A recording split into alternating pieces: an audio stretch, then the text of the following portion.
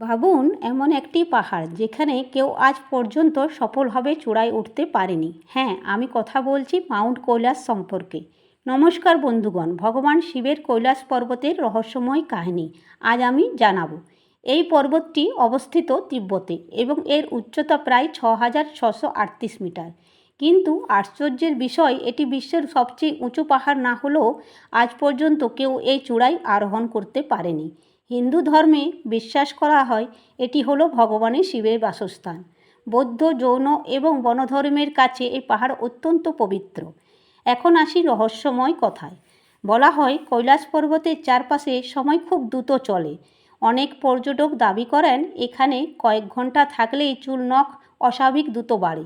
আরেকটি অদ্ভুত বিষয় হলো এই পর্বতের আকৃতি একেবারে পিরামিডের মতো।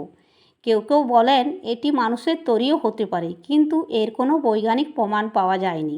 আবার একটি রহস্য ঘটনা হলো অনেক অভিজ্ঞ পর্বতারোহী কৈলাসে উঠতে গিয়ে ব্যর্থ হয়েছেন। অনেকেই বলেন এক অদৃশ্য শক্তি তাদের উপরে উঠতে বাধা দেয়। বিজ্ঞানীরা মনে করেন এখানে চৌম্বকীয় শক্তি খুব অস্বাভাবিক, যার কারণে কম্পাস ঠিকমতো কাজ করে না। আশ্চর্যের বিষয় হলো কৈলাস পর্বত থেকে চারটি বড় নদীর উৎপত্তিস্থল: ইন্দাস, ব্রহ্মপুত্র, শতদ্রী ও কর্ণালী, যা এটিকে আরও রহস্যময় করে তুলেছে।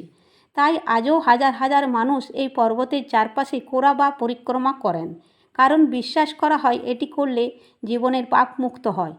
কৈলাস পর্বত শুধু একটি পাহাড় নয়, এটি বিশ্বাস, রহস্য এবং আধ্যাত্মিক এক অদ্ভুত মেলবন্ধন। বন্ধুগণ, আপনি কি মনে করেন এটি সত্যি দেবতাদের বাসস্থান, নাকি এখনও অজানা কোনো বৈজ্ঞানিক রহস্য? আপনাদের মতামত কমেন্ট সেকশনে জানিয়ে ভিডিওটি প্লিজ লাইক করবেন। আজ এখানেই শেষ করছি। ধন্যবাদ।